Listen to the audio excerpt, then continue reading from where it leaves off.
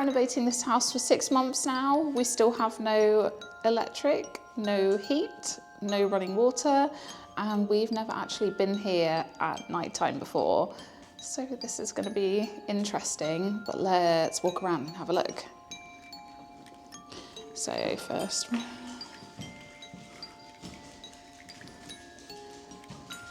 oh, it's so creepy in here after dark.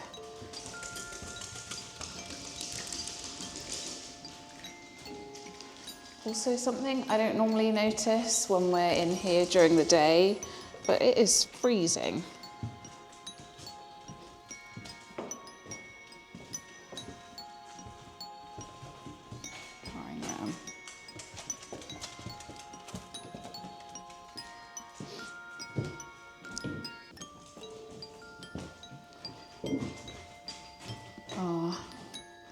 Charlie and Annie have been hard at work in here, stripping the floor tiles and things.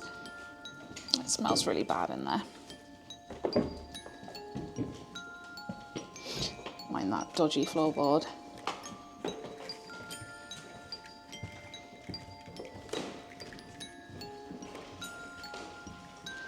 There is some debate about whether we should even go in the attic or whether it's going to be just too creepy.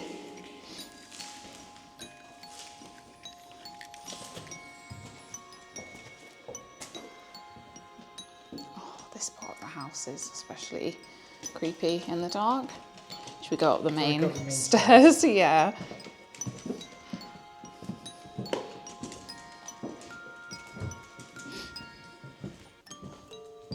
Oh. Do not really want to go up there, but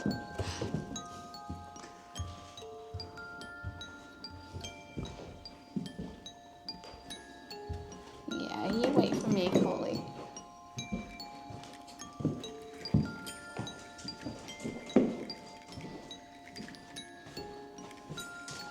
Needless to say, I don't think Cole's very happy about being here in the dark.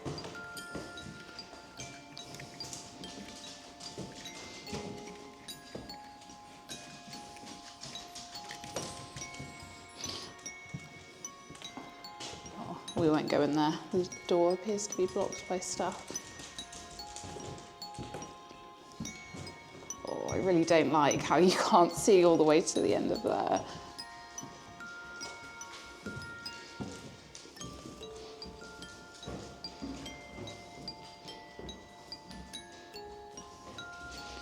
Somehow at night time as well, the whole place feels a lot more like musty and, oh, this is where we have to be really careful. Musty and derelict. Oh, cool, I haven't seen this yet. This is where Charlie's been stripping the plaster off the wall. I kind of like that. I know it's not very practical, but it looks kind of cool, just the beams. But they will have to go at some point. Cole, where have you gone? You went up the far end. Oh, okay.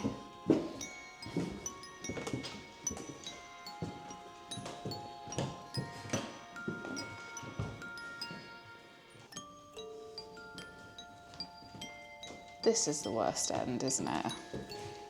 In terms of eeriness. It smells really bad as well.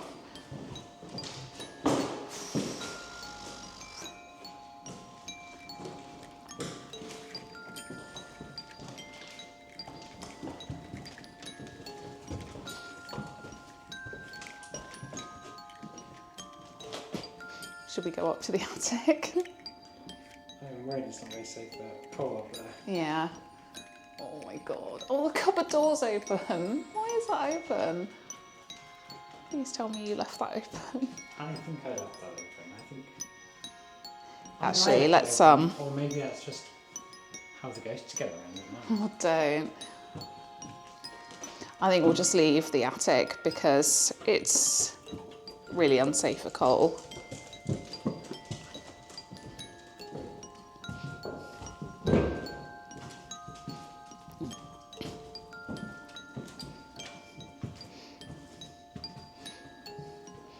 Oh, Cole's like, can we go home now, please?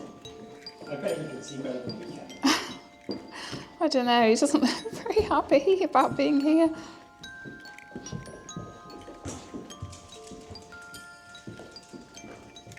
Okay, that'll do for the little spooky walk around.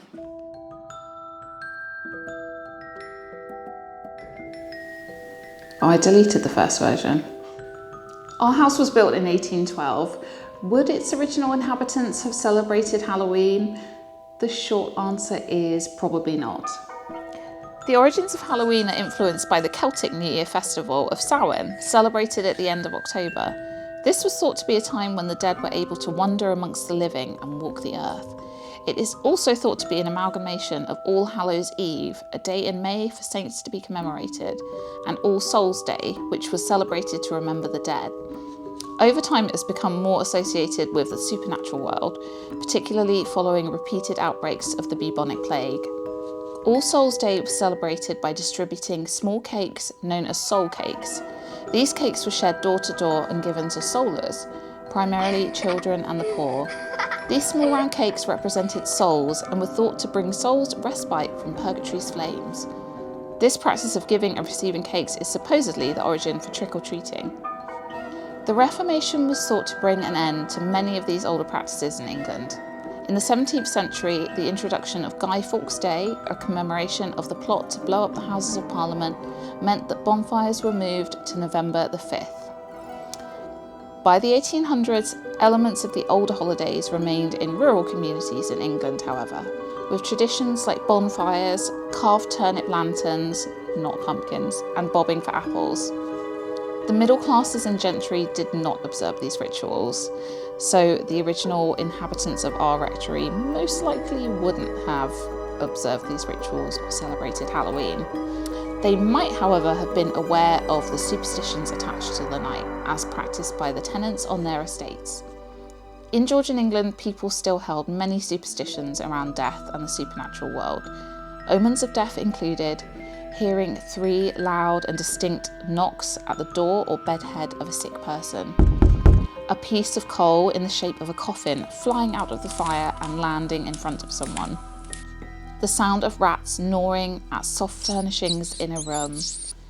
A person suddenly taken with shivering was thought to be a sign that someone had just walked over the area of their future grave.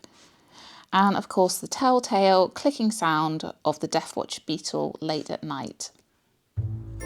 Thanks for watching. We'll be back soon with more renovation updates because we have an awful lot of work to be getting on with. See you next time.